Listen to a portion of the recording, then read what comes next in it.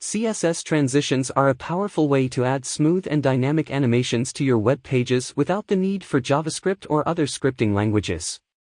By using CSS transitions, you can change the style of an element over time, creating effects such as fading, sliding, and scaling. In this tutorial, we'll cover the basics of CSS transitions, including how to define transition properties, specify transition durations and timing functions, and trigger transitions with user actions. Whether you're a beginner or an experienced web developer, this tutorial will provide you with the knowledge and skills you need to create engaging and interactive web pages using CSS transitions. So let's get started. Transition property. This property specifies which CSS properties should be transitioned. You can specify a single property or multiple properties separated by commas. For example, this will transition the background color and width properties of the dot box element. Transition duration. This property specifies the duration of the transition. You can specify a time value in seconds or milliseconds. For example, this will transition the properties specified in transition property over a duration of 1 second. Transition timing function. This property specifies the timing function for the transition. A timing function defines how the transition progresses over time. There are several predefined timing functions such as ease, linear, ease in, ease out, and ease in out.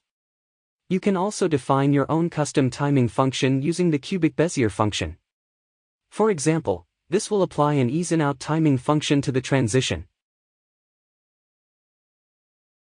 This property specifies a delay before the transition starts.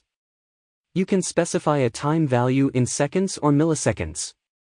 For example, this will apply a delay of 0.5 seconds before the transition starts.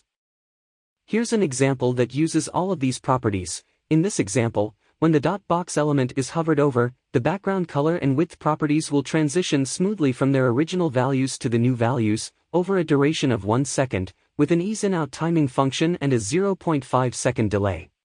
This code defines a square element using the div tag and assigns it a class of square.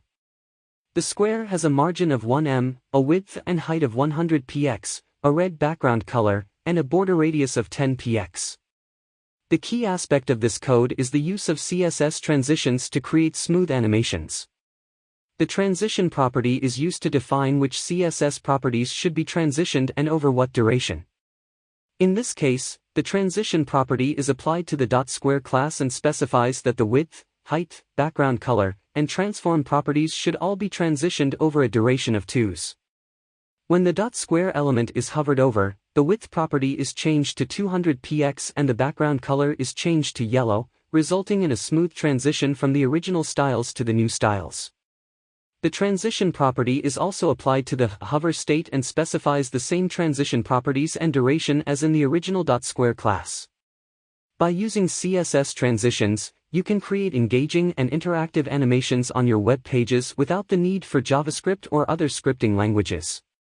The transition property is a powerful tool that allows you to define which properties should be transitioned, how long the transition should take, and what timing function should be used to control the speed of the animation.